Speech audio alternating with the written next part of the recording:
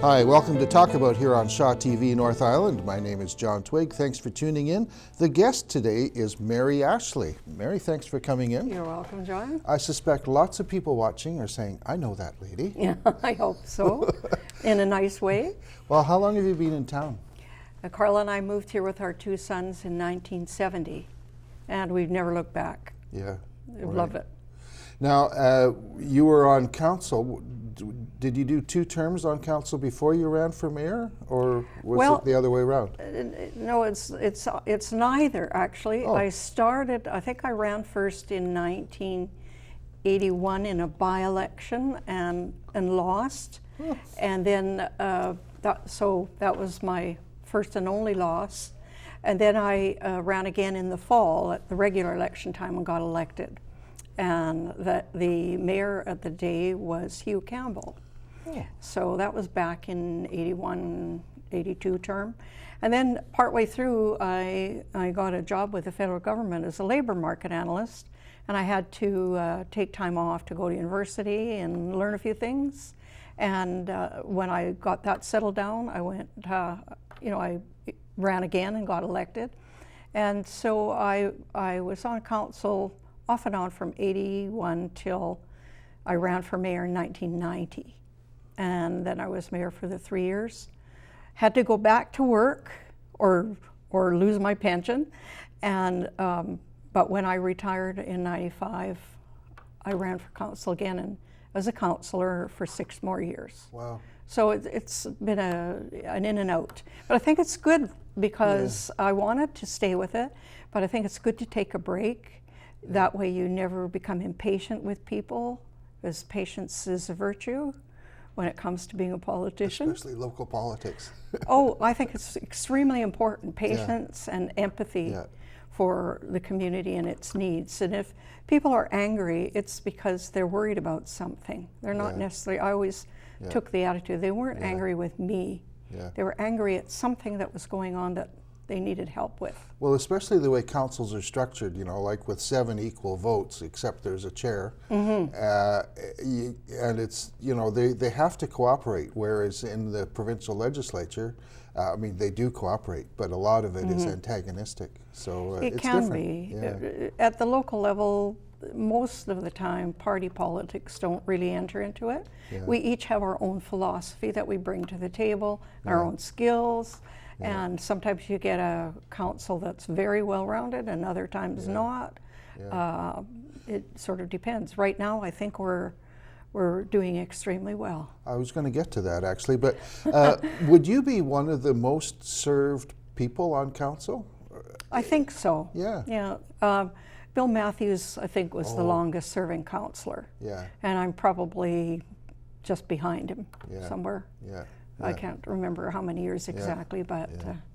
So what do you think of our local politics and how it's evolved? Right now, I feel that we have a good council, a good mayor, a good council. They're working extremely well together. You don't have to agree, but you do have to come together for the good of the whole community in your decision-making process and stick with the decisions. Yeah. And we've kind of suffered from the lack of that more recently, but you think? I think Andy and his council are doing a marvelous job. Yeah. And I know every single person on that council cares about what's going on in the community. They're there for all the right reasons. I think one of the benefits of the Jaqua years was that the people realized that actually, hey, we've got to be more collaborative. I think a lot of us worked very hard to see that we elected, and it's our responsibility, to elect a council that we know can work together, that have a good set of skills that you need, because it's much more complicated than it was when I started. Yes. There's so much more on the mayor and council's plate that they are responsible for than there was a few years ago. We had Mayor Adams on the show just recently, and for example, the Auditor General for local government came up. Mm-hmm. Well, that's a new entity. It is. And it's another bureaucracy level that council has to cope with and report to. Yeah. And I honestly think that local government has performed in general so well that some of these duties and some of the changes to the Local Government Act have come about because other levels of government haven't done as well, and they've imposed the same restrictions on local government. Regional districts, which were invented by the guy that was the MLA here. I know, yes. Yeah, Actually, he was a friend of my aunt and uncle who lived on North Island, and I listened to him talk about regional districts many times, long before I was ever in politics. I'm aging and I'm having trouble remembering his name. His last name was Campbell too, I believe. Yeah. I can't remember either, but I do remember going to dinner at Was, where my aunt and uncle lived, and listening to him talk very fervently about the regional district concept. And the concept was based on shared services. It wasn't a level of government. Yeah. It was just based on how can we share services to make outlying areas more. Actually, I think that came out in the Auditor General of Local Government report on Campbell River, which got a very good mark. But the system of sharing duties between the regional districts and the cities, and it's an issue in Victoria too, it's kind of unique. It is unique. Yeah. And again, it takes a lot of work to get it together. And I've been really fortunate because I sat on Comox Strathcona Regional Board part of the time when I was on council. Yeah. And you know, we had difficult times, but eventually everyone worked together. And when you live in one of the small outlying areas, and you're representing that area, say Cortez Island, just for an example. Yeah, it's a good example. You know, you have different problems from a lot of the people that are living in a city. Yeah. So it's understanding each other's problems and roles and Actually, I wasn't planning to talk about this, but one of the concerns I've felt and observed a bit is that the city, I think, inside the regional district tends to be a bit of a bully sometimes. Do you feel that, or is it just, am I wrong? I think it depends very much on the people who are sitting on the board at any given time. Yeah, and maybe the issues too. It's a difficult level of government. Yeah. I wasn't thinking so much of that when it came to new regulations as I was provincial and federal government, actually, who perhaps, you know, needed more regulation in their role. Yeah. And of course, we're a creature of the provincial government. Yeah, they download stuff onto Yes, what happened when things were going slightly askew there is that they made new rules and well, we might as well give them to the municipalities as well, and regional districts, even if whether they need them or not. Yeah. Well, time is flying by. I've got a number of issues: economic development, Island Rail, the Community Foundation, and maybe Rotary and a few other things. My passions. Yeah, it's good to have passions. Oh yes. How did you get when the new regime came in, or the new administration? That's a kind word. They got you to chair a committee on reviewing economic development and the end of River Corp and the. How did that? River Corp was dissolved, and the board of River Corp retired. Yeah.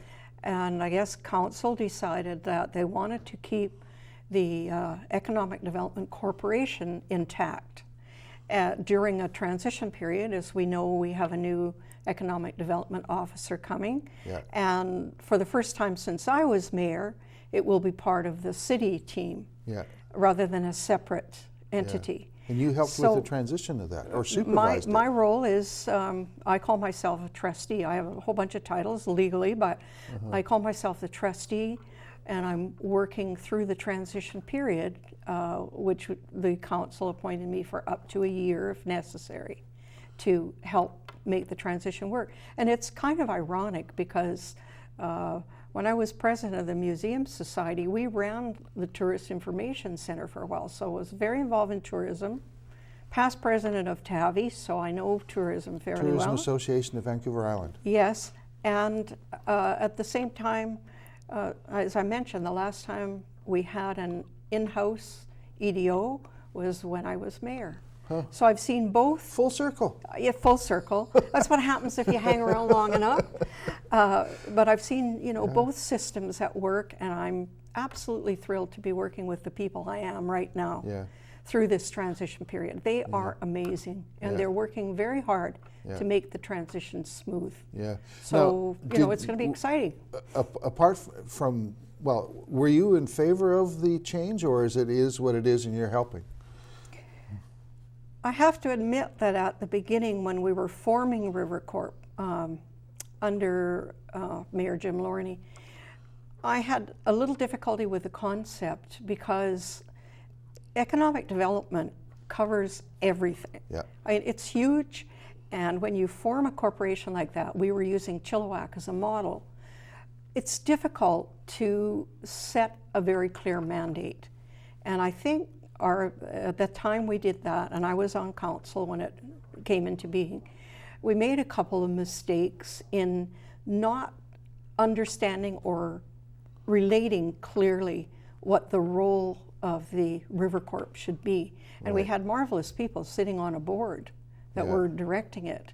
But it's just so huge. It's very difficult to get a handle on.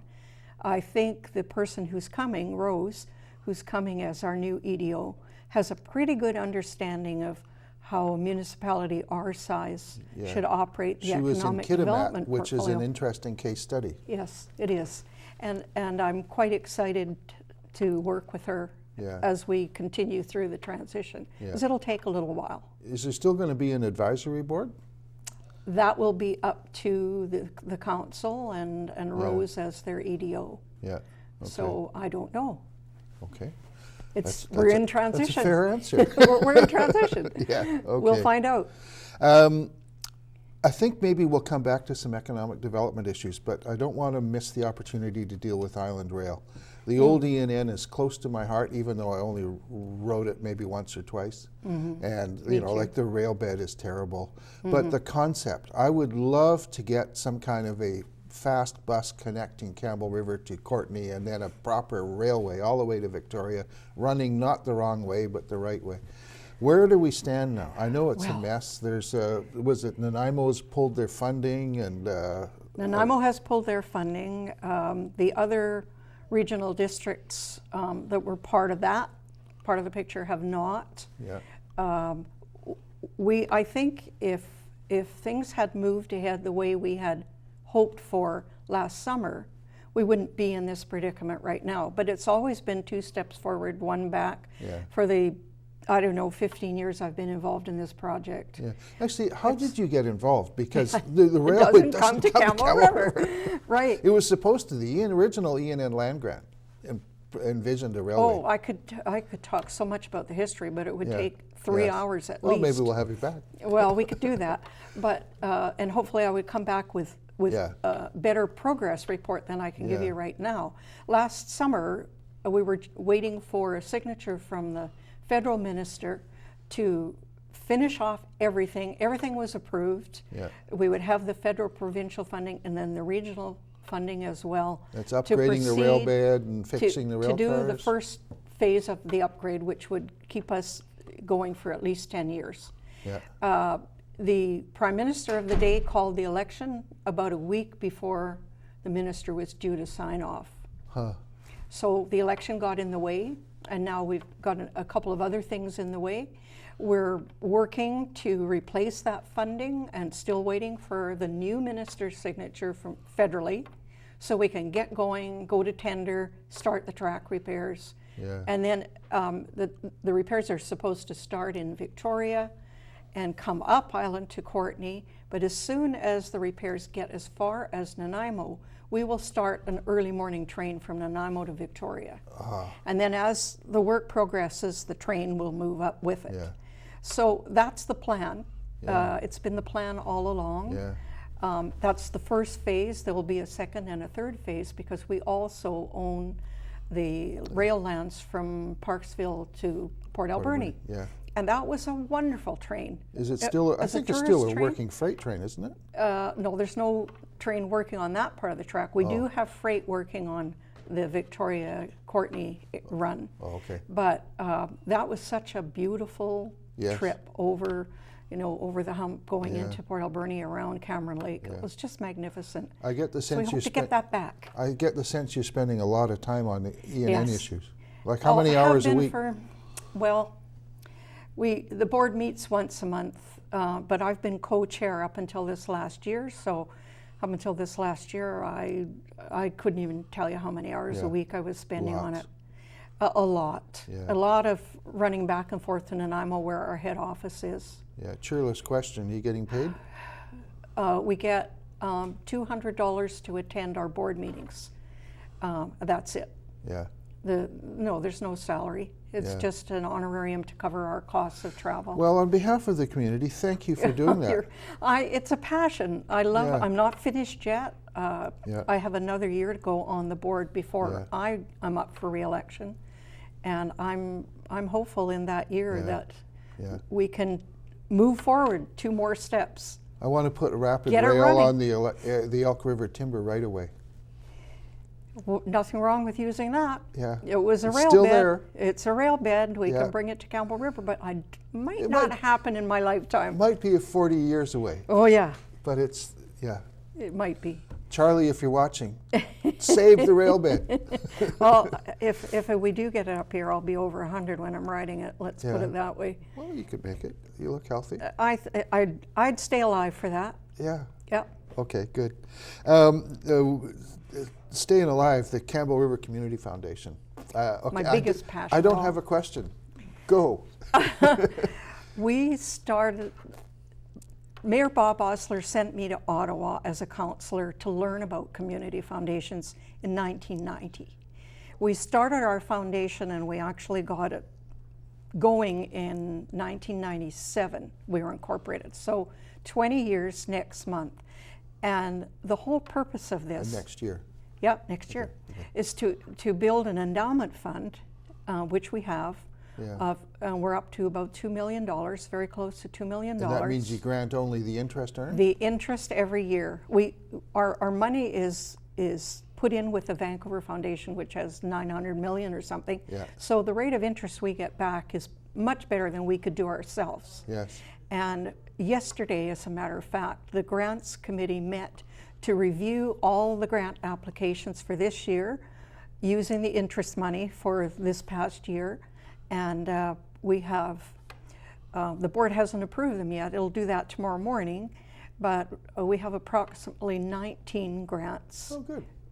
that have been approved by the committee, who worked very hard last night to go through Yeah. them all. And those would range So- from, say, $1,000 to $10,000? Actually, the smallest one I think is $600, and the biggest one is, I think, $10,000. Yeah. So it ranges depending on the value to the community of the project. Yeah. Because one of the criteria is this for the good of does this affect the good of the whole community as Yeah. well as an organization? And Yeah. it has to be a charitable nonprofit organization to receive those funds.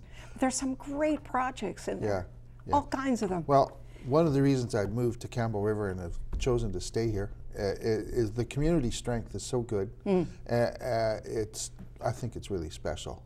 I do too. Yeah. Now, Rotary. How long have you been active in Rotary? I'm trying to think. I think it was about in the 1980 or so. Yeah. I was. That would have been mostly men back then. I think I was the second woman in Campbell River in Yeah. Rotary. Yeah. In the Noon Club, of course. I started in the Noon Club, and eventually moved to the Morning Club because I had issues at lunchtime Yeah. in the Noon Club. I was working on a job that I couldn't get away from. Yeah. And so I've become what they call an honorary Rotarian, which means I'm retired. I don't have to attend every meeting, but I still like to be active with Yeah. the Rotary. Yeah. I was one of those people that did a little bit of work on the heritage, the marine heritage building, and Oh, right. Many years ago. I guess it's many years ago now. Yeah. It just, I think Rotary does a wonderful job. Yeah. And The it- suspension bridge, I got to get that. That is so Yes. brilliant. Yes, Noon Club. Oh boy, I mean, we've had a hard time in the Morning Club, kind of getting projects that reflect the value to the community that the Noon Club was doing for years and years. Yeah. But I tease them now because we had so many, I mean, they started our club. And we used to call them the Soft Food Club. Don't tell anybody. But there's so many young people there, you can't say that anymore. I understand nobody watches this show. If there's any Rotarians from the Noon Club watching, I'm in trouble. No, they have a huge, wonderful organization too, and so does the Morning Club. Yeah, okay. Daybreak. Community development and the sustainable official community plan and the reviews of it. Now, do you have any thoughts about that? Well, it's a big document, and I like, it covers so much ground, and there seems to be so much to cover. I haven't got into it yet. So well, what's the gist? Of course, it's land use. It's about land use. And at the beginning, when we started doing official community plans, when I first got involved, it was a pretty simple document, and it designated areas where certain things could happen.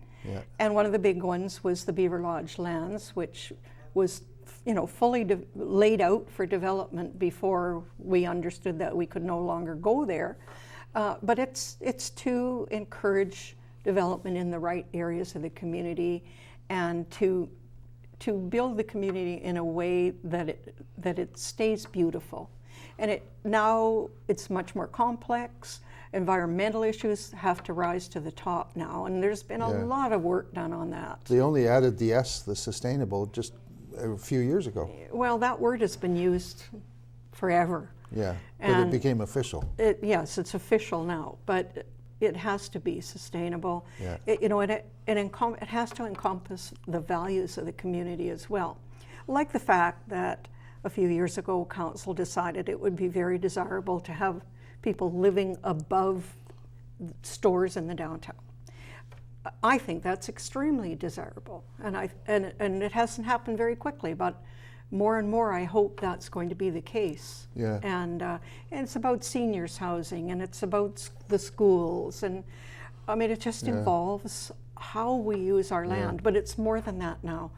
It encompasses social values, which it never did at the beginning. It was strictly land use. We're just about out of time, and I just thought of a new question. Yes. What do you see as a problem, or if you could wave a magic wand and fix, what would it be? If I could wave a magic wand, I think we've done so well in the community. There are problems, and one of them's forefront in everybody's mind right now, and that's making sure we can deal with the homeless situation in our community. And I'm absolutely thrilled because on my block, Habitat for Humanity is building a new duplex. Right. And the families that are going to move into that are very needy and very deserving. I'd like to see much more of Habitat for Humanity in Campbell River, but we do need to be on top of the homeless situation. And it isn't just homeless people, it's people who have other needs on top of being homeless. Or maybe that's the reason why they're homeless. It's fairly complex, and I want us to be able to deal with it. So that's probably top of my mind. Well, if I had to make a list, that would be near my top, I think. Health issues. Economic development, though, is probably... Economic development, of course, if you have a healthy community, you can afford to do these things. Yes. If your community's stressed and in a very bad economic state, you can't do those sorts of things without raising taxes at absolutely the wrong time. Yeah. How do you feel about tourism as sort of like a key sector to count on in the future, or should we be maybe doing like food self-sufficiency? Oh, both. I will say both.